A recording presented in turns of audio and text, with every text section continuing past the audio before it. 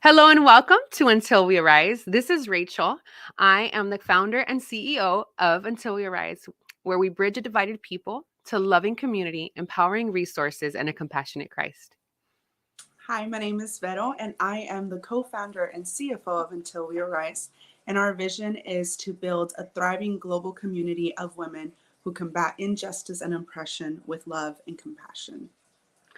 Girl, and today I am so excited because we are continuing in our series, our Love Is series, as we redefine love and uncover layers. And I am so honored today to have with us somebody who's very special to my heart. I've known this girl for over 20 years. We met freshman year in college. Yes, and we were young and so immature. Um, but I will say Aqueelah was always somebody different.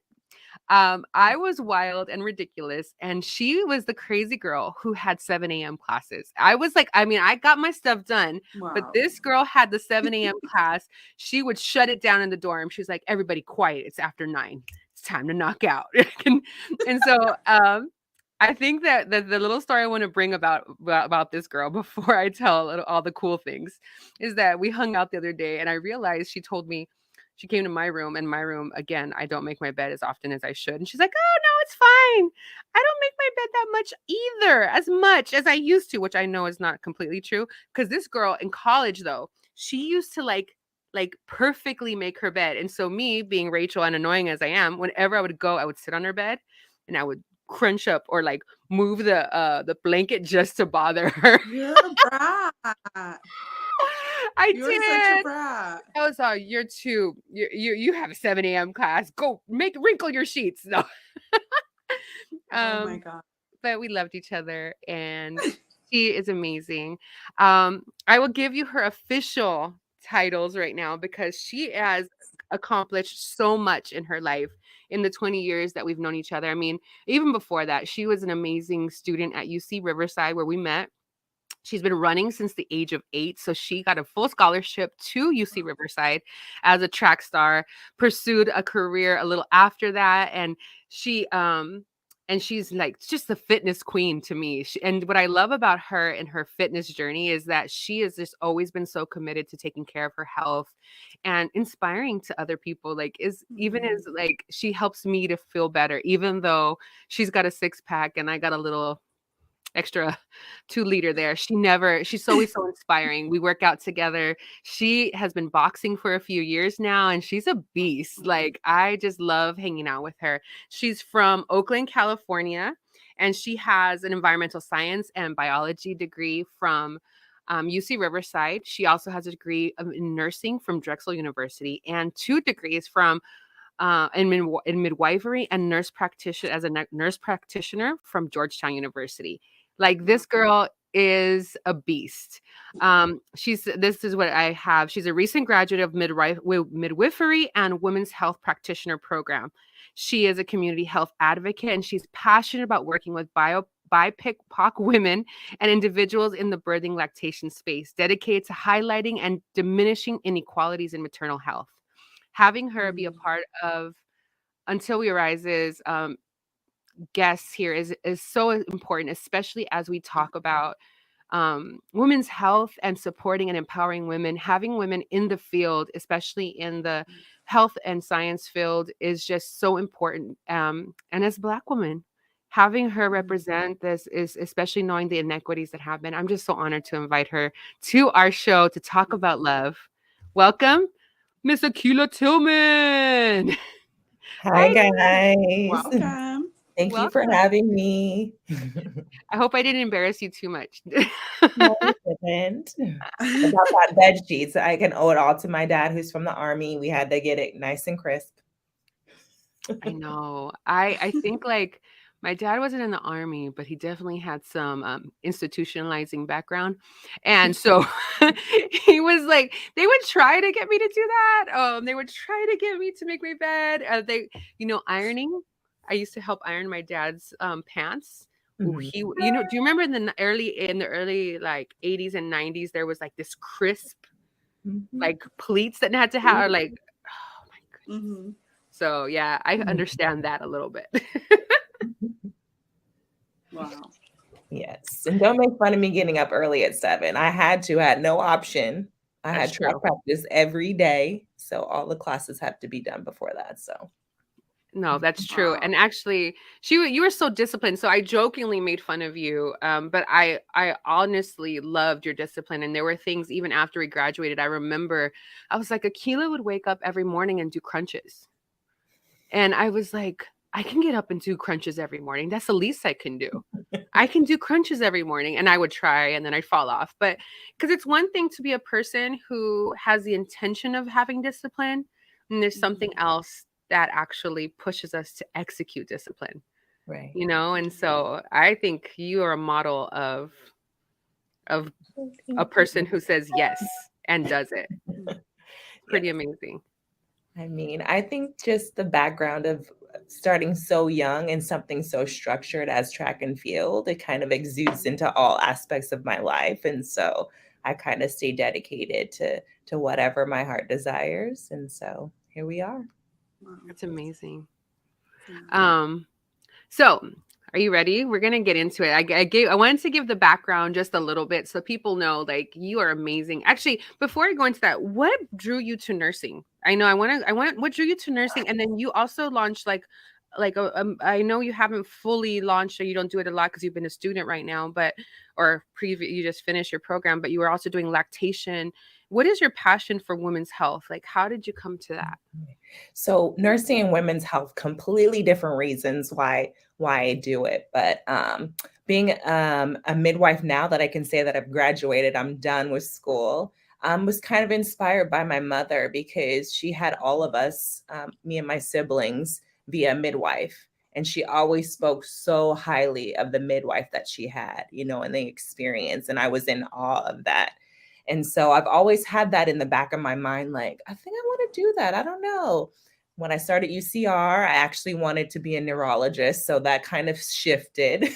Mm-hmm. In regard to that, it shifted because of their lifestyle. I think neurology is an amazing field, but to be able to be present in terms of family, it just wasn't conducive of the life that I wanted to lead. So I was like, okay, what's the next best thing? What is something that is spoken to me? And that was midwifery. And I was like, I can do this. How do I get to that? How do I get to that end goal?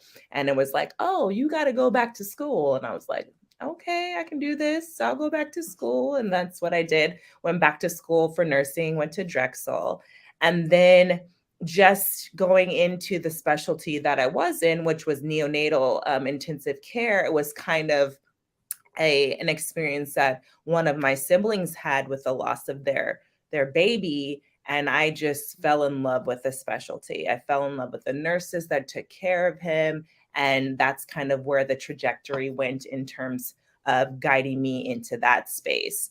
But and all encompassing, I was like, well, knowing the baby is kind of a part of midwifery. I think it's an important aspect of midwifery. I think it's kind of an anomaly within the midwifery space to have that experience. And I'm like, okay, this is good for me. I'll know baby, I'll know mom.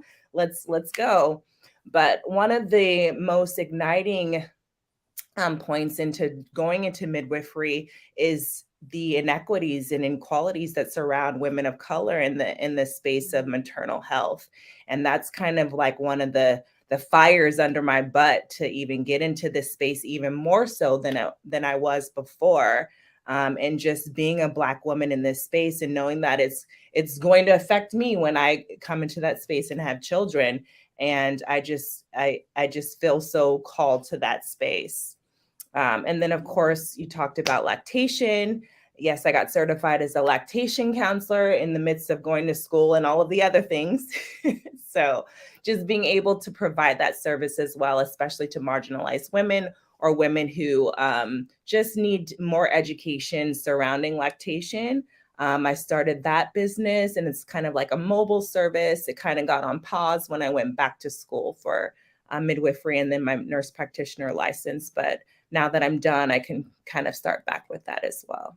Yeah, and I know that you've helped so many women, like maybe not to millions, I don't know, because but I do know that there were some of our personal friends that you were able to help through that journey. Yeah. And I'm just like, I jokingly say all the time, like, I'm like, this is my friend who's gonna catch my baby. Like when because like I will say as a Latina woman, but a Latina woman with mixed race background, like it's when I look at statistics, especially, it's even as Latinas, but like across the board. Um, Looking at statistics of the dangers of what happened in hospitals and how people are treated generally, but especially women of color, I'm like, I need somebody on my team who cares and is looking out for me. And now there are definitely great nurses and nurse practitioners and midwives out there. So I'm grateful to all them because the work is hard. Um, the work is hard. So thank you for what you do. Thank you for your service. Thank you for making it through the pandemic and for working so hard to provide good health for all of us. It's great. Thank you. I love it. I love what I do, or else I wouldn't do it. It's a calling, it's a passion of mine. So Yeah, we're glad. So we're gonna turn the wheels a little bit or shift it a little bit, because this podcast is about love, right? And so, like, you have just a unique perspective, unique experience, and I remember initially I was like, my friend, she loves herself. She must, because she be out there killing it, taking care of her body. And I think like over the past couple of months or past year, especially, we've spent a lot more time together. And I've just been blown away by just who you are and how you love. And so, friend, I question, what is love to you? Like if you had to say love is, what is it for you? and that's a great question. And generally, it's kind of one of those questions that you really don't delve into the depth of like what it actually means, right? Because for me initially when I hear that question, I feel like, love is a sentiment that is like you can't characterize it. It's one of those things. It's hard to describe. But at the same time, like when I really sit here with myself and I think about like what is love, and I feel like it's an emotional aspect that comes into play as well as a behavioral aspect that comes into play. And for me, I feel that love keeps people bonded. It keeps people committed to one another. I think like ideally that's how I truly feel love is. And that could be platonic, and that could be love for a relationship. But I think that actions and emotion that keep people committed and bonded to one another. Wow. Yeah, that is deep. I think because I think we hear a lot of people talk about how it's an emotion or how it's an action, but it really is this fusion between both. And sometimes when we try to over characterize it as something that is just like, because some people, they want to teach us, right? So they're just like, it's a commitment, it's a decision, and it's a decision. Love is a choice. And it's true. That part is true, but it's also emotional. And when we deny any part of that, it's like denying truth, like it is Right. emotional and it is a decision. It's a conscious decision and it's a feeling thing. I love how you said it's like a commitment to one another. So Right. I don't know, how do you show love? For me, like, and it exudes into like my profession, right? Everything that I feel encompasses love comes from me in a way that I express it to individuals. So I think that for me, valuing other people's happiness and their Mm, needs, I feel like that's how I love people. I value their happiness, I value their needs, and I show up for that, and I let them know that through my actions. So, yeah. wow.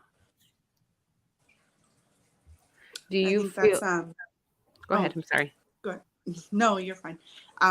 No, I think that's like important, like you said, to value other people's happiness. It's sometimes we see love as just what I feel and what I can get out of it, but to be able to put someone else above, like that's what love is. And I think even in vain of that, like how would you say that you like receive, like what is like, how does someone show you that they love you in your like from Right? your And perspective?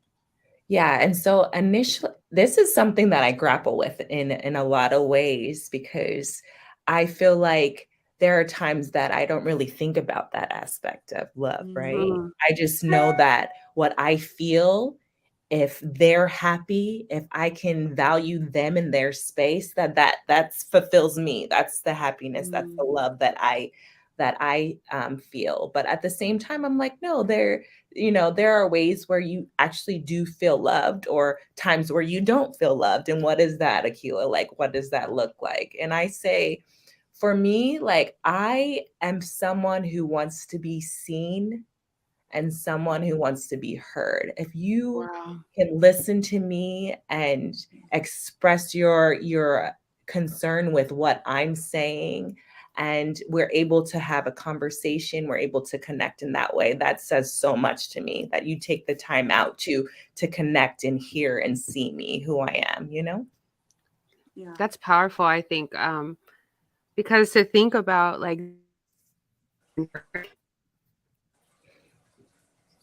be very. Can you guys hear me? Sorry about that. Broke It up cut just you a out a little bit. Can you bit. repeat it? Yeah. Yeah, sorry, I stopped because I realized that you guys were gone. Um, when I think about the idea of being seen and heard, oftentimes when we have been damaged so much, or like let down, not like damaged, but all of us let down and disappointed by loved ones and people that said that they would love us, and they give us this they use the words love, but we don't feel seen or heard. We Right. start to believe that that's not an important part that for us, like we start to think that we deserve less.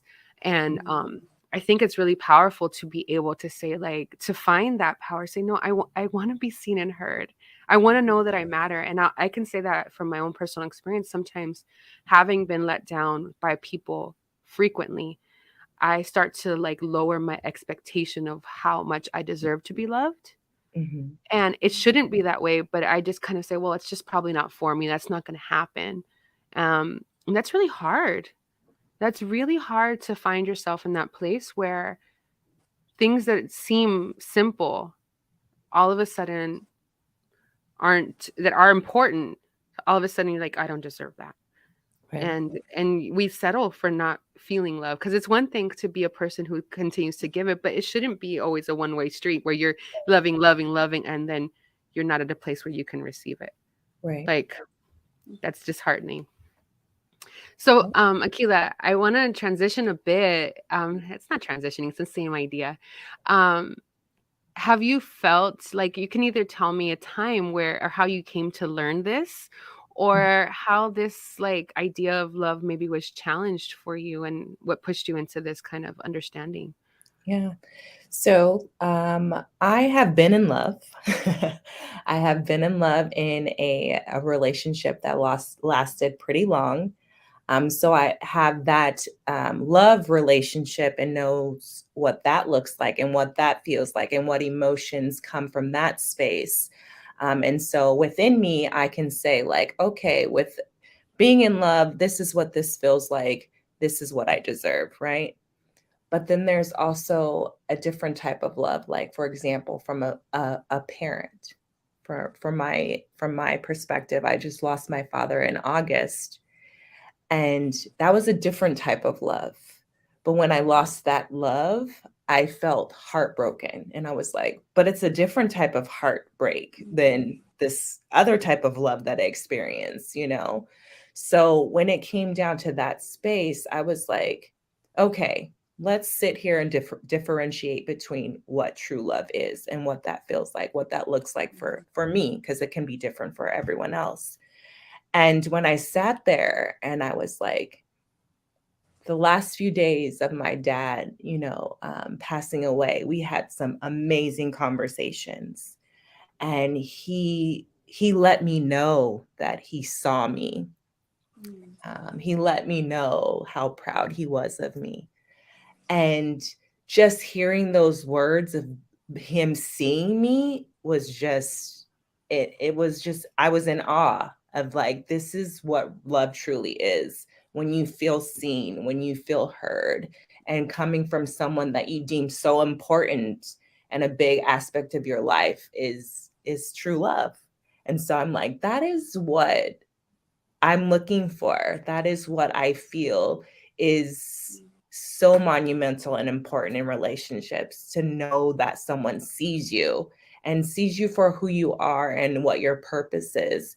And to me, that's kind of how I really figured it out. I'm like, it took so many years to like get to a space where you honestly know and feel what love truly is, when there was that loss. And, you know, when you do love, like with your first love, like that I've had experience and you witness, when you lose that, it's a different type of feeling. And so that at that point, I was like, okay, yeah, what I experienced with my first love was heartbreak. It was love, but it's just different. Yeah. Do you feel like, I mean, if you don't mind, Mhm. do you feel like, thank you for sharing that, first of all. Mhm. Um, I know it's not easy. It's still fresh. Yeah. So, Um, would you describe, because I think all of us have different relationships with our fathers. Do you feel like you had a good relationship with your father growing up? I feel like it was kind of a roller coaster. I don't think that we had the greatest relationship, but I don't think that we had a bad relationship. I think that coming from my background, and specifically, my dad was like, you are going to be the best that you can be, no matter what. There's no option. This is what it is. This is you're representing my name. This is how it is. And so as a child, I think my go-to thing was pleasing, right? Mm-hmm. If I do this, then my father will be happy. You're right. Mm-hmm.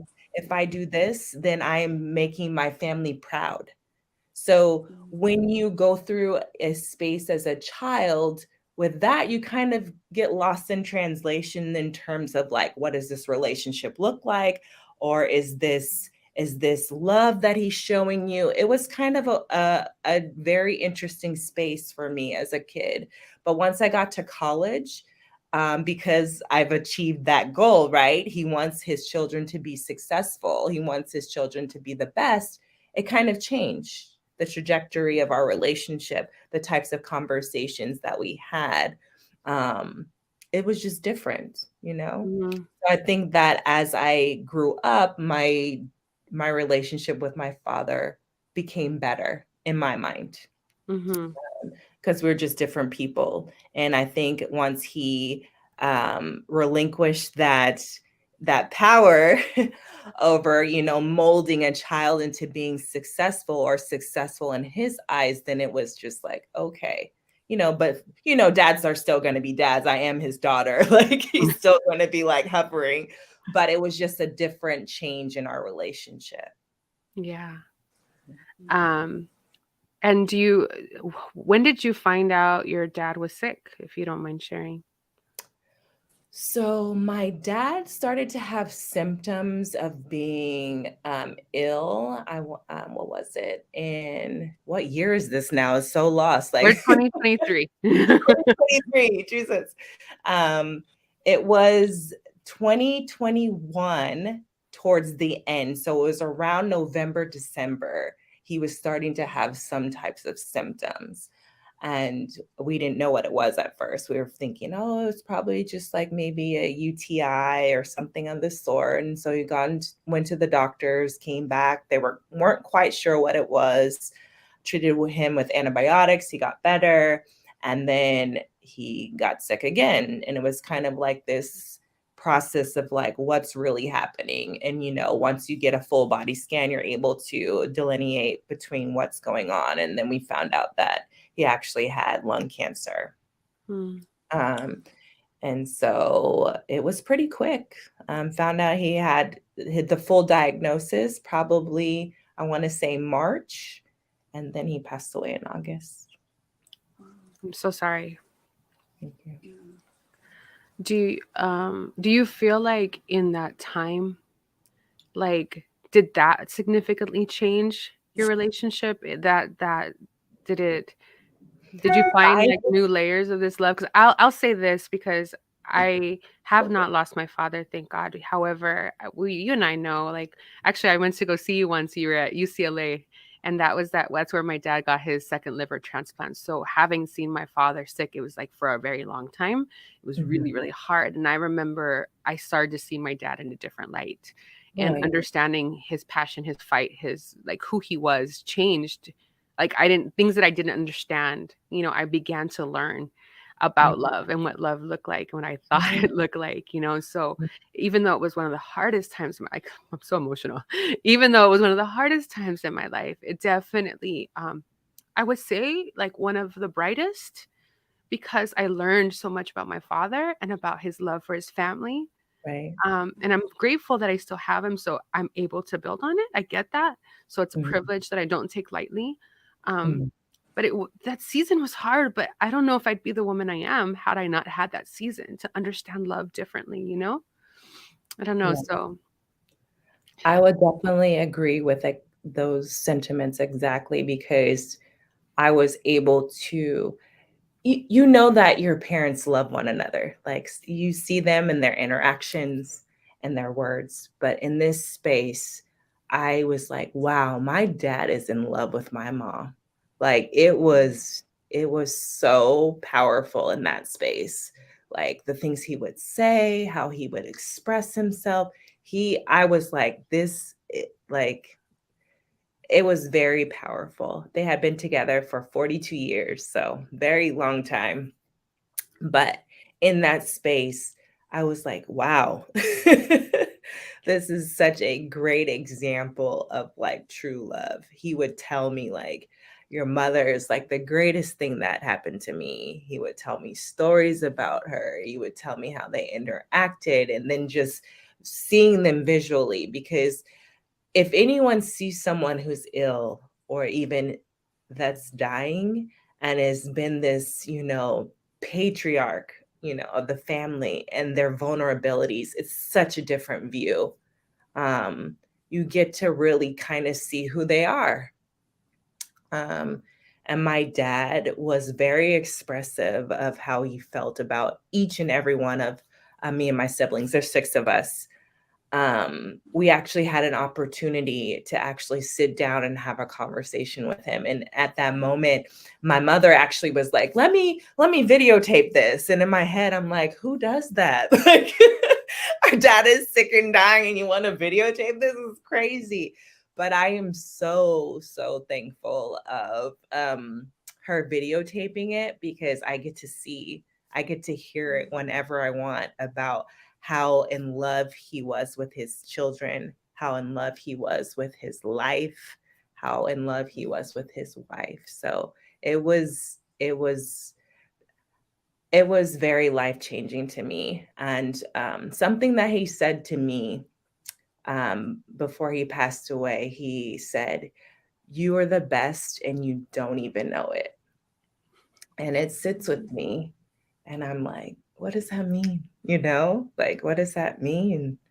But it just, echoes in my head whenever like something I feel is off, or I feel like I'm deserving of something and it's not happening. And I just hear it as like, you're the best and you don't even know it. And I'm just like, thanks, Dad. Thank you. Wow, that's so beautiful. I think as you're sharing, I just think of like how important our relationships are with our parents, and how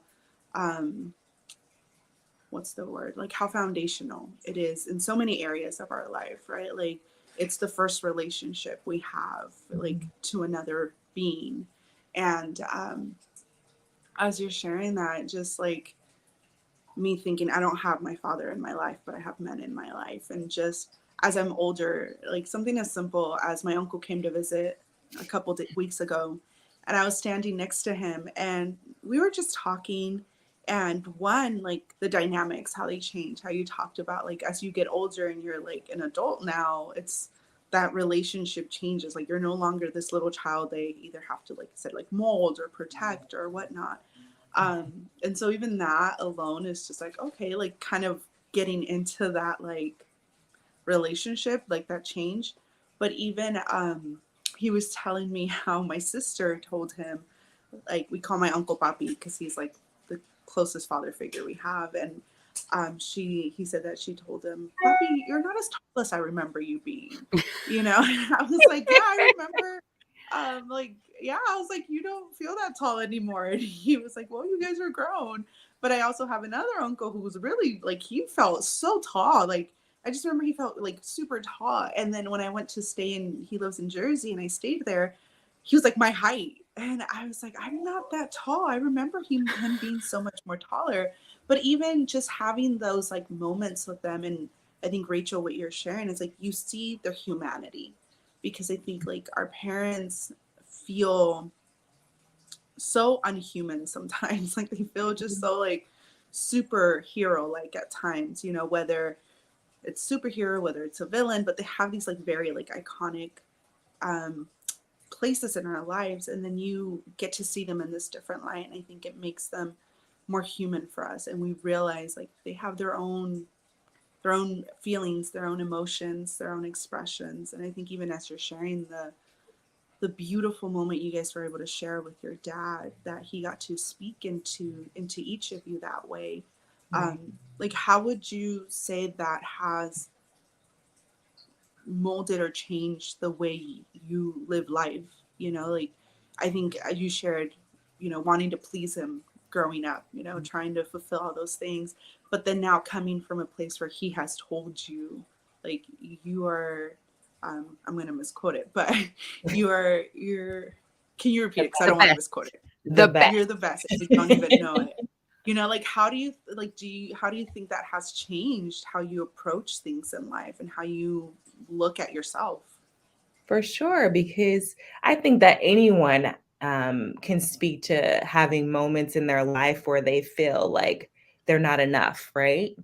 And that can be in any regard, in a career, in a relationship, just in general. And having him say like, you're the best, and you don't even know it, is so powerful, because everything else now is like, whatever. Like, I was told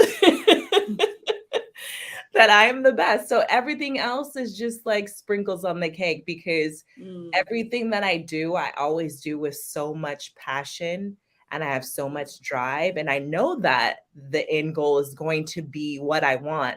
But like, it's always in that process where we get, sidetracked or distracted by, our own minds. And like, with that being said, like, yeah, I'm done with school and now I have to sit for boards. But you know what? I got this. Like, I've gone through so much. I don't have any doubts in myself. I know I have this because I'm the best. I was told this. I know this. Like, it's just kind of like that motivating factor, and that's kind of how I feel with anything in general. Like, I'm the sprinkles on the cake. Yeah. So, everything else is kind of just like, yeah, I've got this, whatever that looks like for me, whatever God has planned for me, it's here. I'm not going to be a hindrance of any of those things. Yeah. I think it's so beautiful, Aqueelah, because I think it's so counterculture sometimes in our society. We talk about like, it shouldn't be counterculture, but a lot of people will go like, I've heard a lot of people talk about how you want to prove them wrong, and that's motivating. Right. They're like, no, they thought I was going to fail. It's kind of like, even as women of color, where we're just going to fight because we want to prove that they're wrong, and like that I can do this and I can do that. And it's like, that's cool. It can give you it pushes you sometimes. But once you prove them wrong, you sit there with the degree, and you sit there with the house, and like you sit there with the paycheck or with whatever you felt like you needed to earn. And it's almost like, for what? Like you sit at that moment with like, okay, you prove the haters wrong. Great. And I think sometimes we allow those kinds of things to motivate us. But what you're describing is being motivated from love and knowing that you are already loved. And I think one time we were talking, you said like, I don't know, do you remember what you told me about your dad is saying when he first met you? Yeah. So, with him in that space of the vulnerability and being so much more expressive, it's just like, I was in love with you the first day that I saw you, And then like thinking about what Vero said about like our first interactions our bonding and what love is. We have to understand as people, a part of humanity, like it's associated with development of personality. It's associated with those experiences and those relationships where we first are loved, and when love is felt, how we can develop into to human beings, you know, to thrive, because we have to know that love has an impact on everyone's well-being, everyone's quality of life. So it's kind of like those first initial things, like I love this person. There's that bond that I talked about, and then how that shapes everyone around you, you know? Yeah. I think like it feels like, you know, when we are motivated out of hate and hurt and pain, and sometimes we don't have parents who love us like that. So there are needs that need to get met, or even knowing that our parents are flawed. And so like that is where like God's love comes in, right? It's like, okay, even if our parents meant to love us, they didn't express it right, or what they thought was nice was not always the best, you know. There are like our lives are dynamic, and there's sometimes you find a spouse that will help you feel love that your parents never helped you feel, or you have a best friend who shows you that kind of like you're seen and you heard and you matter. Like God will use all kinds of things. And I think a big part, I was having this discussion, it's not just, I think it was with you, I was like, it's not just about this connection here, it expresses itself here. And I think what's beautiful about love, as opposed to being motivated by hate, is that love multiplies, right? Like love, when we allow love to like be what motivates us, it can't help to spill onto loving others.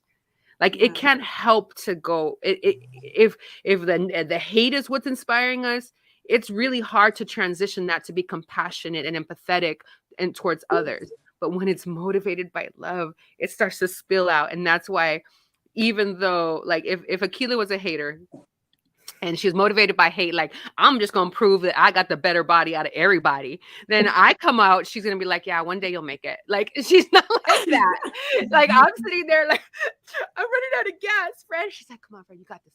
And then she's like, girl, like, you know, never shaming someone else. It feels motivating, it feels loving, it feels like I'm welcome there. And those are the people I continuously want to surround myself with. And I pray that more people find people like Aqueelah and like Vero, because Vero, you do the same thing for me as well. Friends that I can keep close that want what's best for me, because their motivation is love. I have one more comment before. I don't know.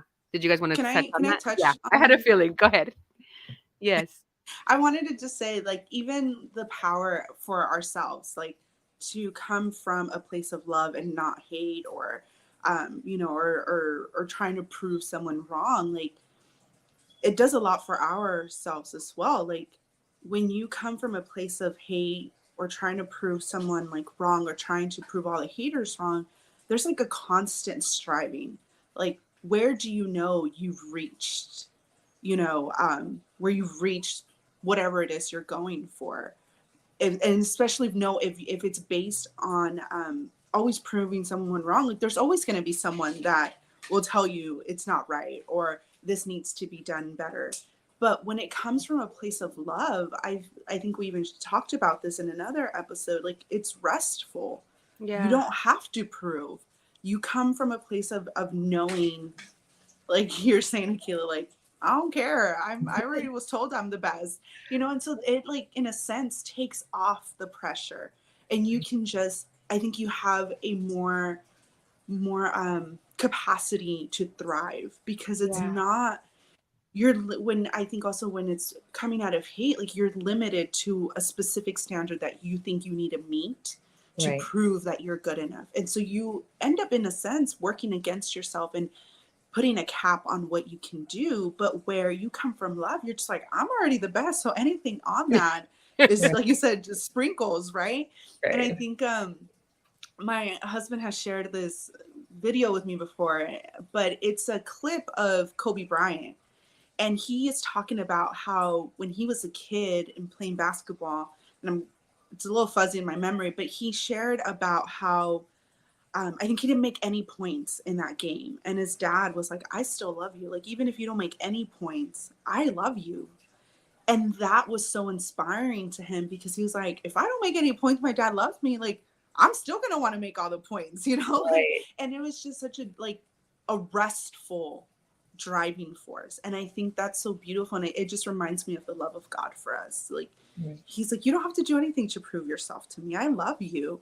And I think if we can grasp that, it is restful, and it really, like, as cliche as it is, like, even the sky's not the limit. You can do whatever you put yourself to do. And I just, like, the beautiful and importance of that is just like, man, how awesome if we could just function out of that.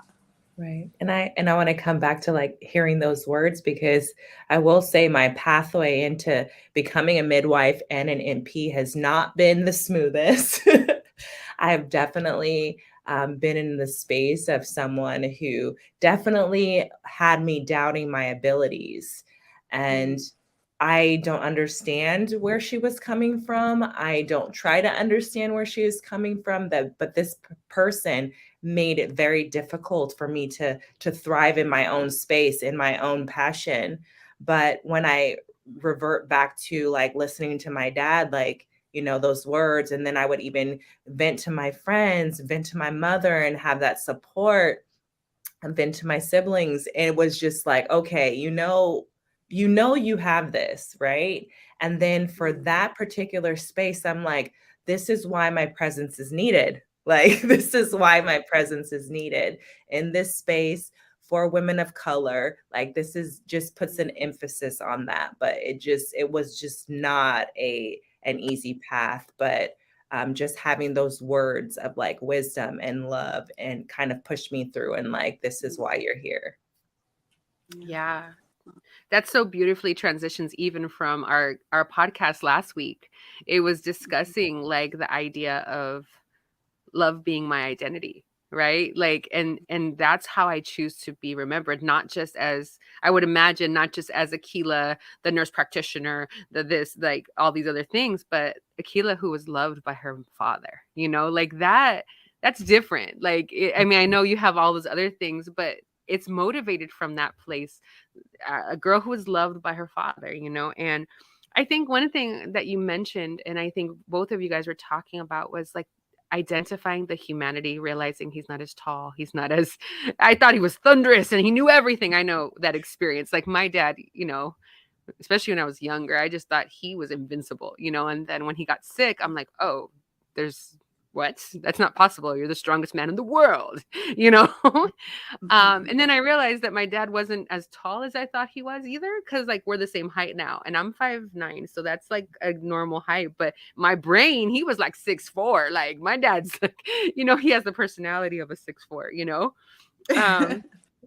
But I think what I love about this understanding is that the humanity means how they love, makes how they loved even more meaningful. Because when you think someone is superhero, then they have the capacity to love easily because they're superhero. But when you realize they had their own insecurities, they had their own flaws, they had their own struggles, and they pushed through their love still, oh, that inspires me. That realizes that they had to push to love me like that. And it makes me want to love better. And even if I feel insecure and I feel angry and I feel frustrated and I feel overwhelmed and I don't want to love anybody, I think about how much people have sacrificed to love me harder, you know? And I'm like, no, I can push through this insecurity because it's a human thing to love hard. And it's human to push past that hardship and love more, you know? So I don't know. I just thought that point. Yeah, I agree. Because when you say pushing through and showing your love, and I think that as we are individuals or just people, and we're in the moments of losing someone's life, we think about how we feel, right? We think about, oh my God, I don't know how I'm going to deal without them, and this and that. And then what another poignant moment with my father is that he told us that I'm going to miss you guys. And I was like, oh, that's different. You don't really hear that, or you don't really see that, or even have conversations about like, yeah, how does this person feel? because we are wrapped up into how we're feeling. And those words from him, like, I'm going to miss you guys, was like also very poignant for me. Yeah. And I think it's like this extension of what happens when we're gone, like, it's like, okay, God, this is all faith. It's all faith because, yeah, like, that's hard to even think of what life would be after and all that you're leaving behind, and hoping that you're in a place that, hoping our loved ones are in a place where they're full of rest and peace and able to smile back on us and have those encounters, like, experience the goodness that we are able to see here on this earth. But I think I'm really blessed. Even I remember when I met with you afterwards, and you were like, I was kind of taken aback. You're like, I want to show you this video. And I was really so moved that you would share that with me, because I felt like I got an intimate seat in such a special moment. And so I don't take those moments lightly, just so you know, Aqueelah. And I'm so blessed that you had that.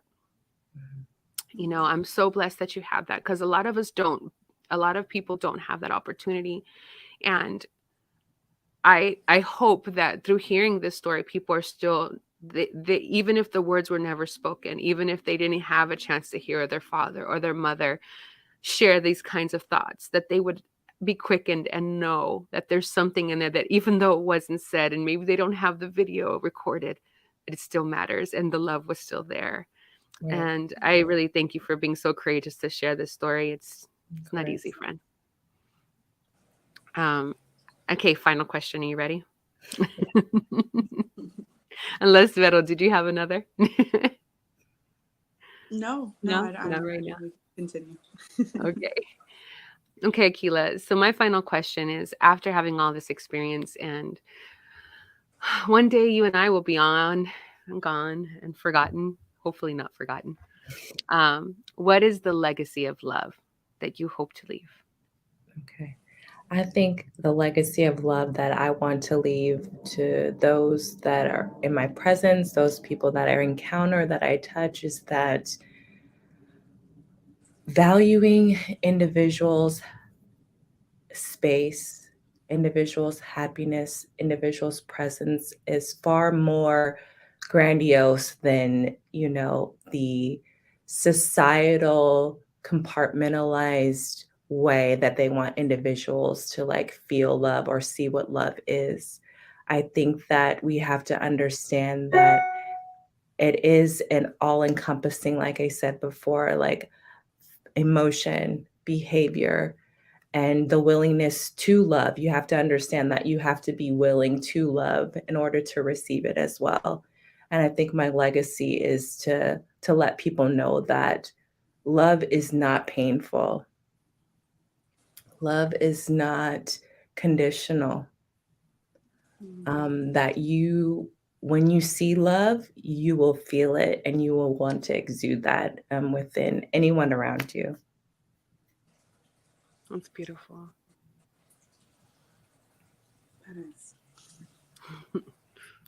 I think that those are the things that we experience with one another, and what a beautiful thing to be able to experience together in friendship, in relationship, in family.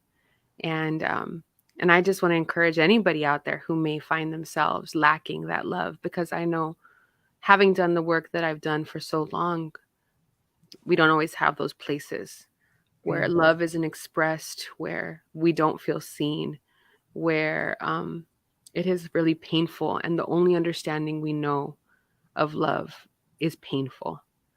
And I just pray that people find freedom. I pray that you find love, not just in the romantic sense. I think all of us having the heart that is open to receive love, where with the people that show us love and who make us feel alive, who make us feel, like you said, seen and heard, that remind us that we are loved from the beginning, not that it's not something you have to earn. And a lot of times in relationships, because we've overly romanticized love, we think that we have to fit into a mold. And as a single girl who's gone on dates and things like that, you can tell sometimes guys say, oh yeah, I want to, like, you feel like you have to fit into whatever mold that they are missing to Right. be loved by them. Right. And that is not, it's built on a foundation of already loving. And I jokingly am going to mention something. So you got to deal with it, Vero. It's for Vero. I remember when Vero met her husband. This will be our last thing to say, because I think it kind of comes back. He like loved her right away. And she's like, dude, you got to slow down this L word. Like, I'm not sure yet. Oh, I'll let you say anything else. I feel like I should say your story. But I think it was powerful. Like, I think it was powerful. That's why I thought it was interesting. Go ahead, Vero. You share like a little bit on that while we close out. Yeah, I think it was like what's the best way to describe it? Like a waterfall of love. It was just like, whoa. But I think it gave me the freedom to just be me. To know that, kind of going back to like being who you're out of a place of love versus trying to earn love. Like, I just remember thinking so many nights, and I'm sure I said it to you, Rachel, but I know I said it to him, I think. But I just remember thinking, I didn't do anything to gain your love. Like, you think of when you have a crush on a boy or a man, and you think, hopefully a man at this point. A man. But girls, boys, but you think of like when you have a crush on someone and you're trying to do everything to gain their attention, right? Like, you want to dress nice, put on makeup, and he's into, I don't know, he's into cars. Let me like show that I'm into cars too, so we can have something in common. And I just remember thinking, I didn't do any of that. I was just me. I just literally was just me, because I didn't even know he was interested in me. And he just was like, I love you. And I was like, I didn't do anything to gain this. I didn't do anything to gain his attention, to gain his affection. He's just like, let me tell you. And so for me, it allowed me to be me. It allowed me to just, I think even receiving it was hard. It was, okay, let me just try to take this in.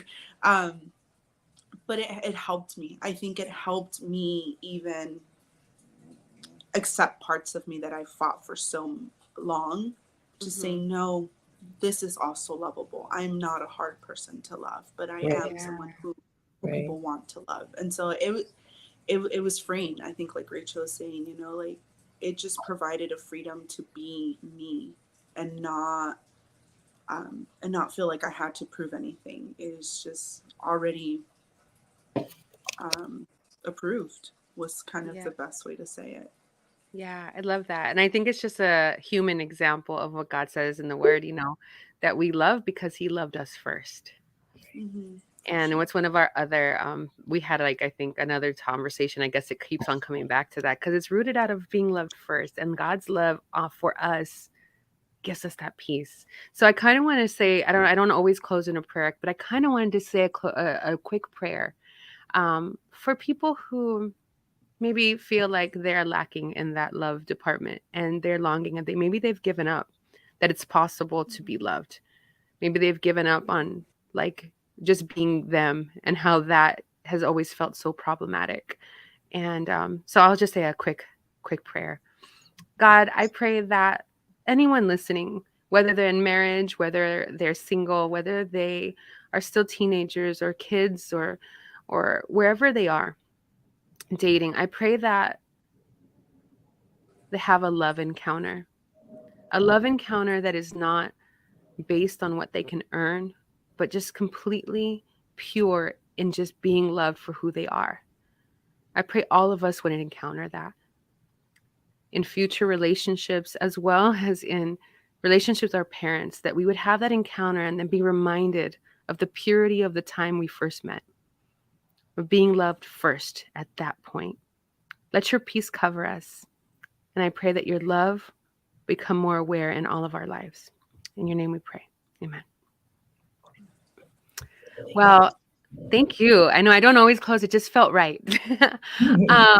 Aqueelah, would you do so many things, and your story has been so powerful for us today. Like, thank you for sharing it. And Welcome. you're doing so many things out there. Do you have any Instagram handles you want to share with us, or any kind of website or things that you want us to like tap into so that we can learn more about the great things you do? Maybe go boxing with you. No, I don't know. Well, I am going back into the space of providing lactation support to marginalized women again. I had to put it on pause because of school. And so I do have an Instagram handle. It's called NLS Mobile Care. It's on Instagram. You can go on there and you can see kind of like where you could do donations, or you can send me messages in terms of questions and concerns about lactation support. Even if it's not you, if it's a family member, a friend, you can reach out to that space.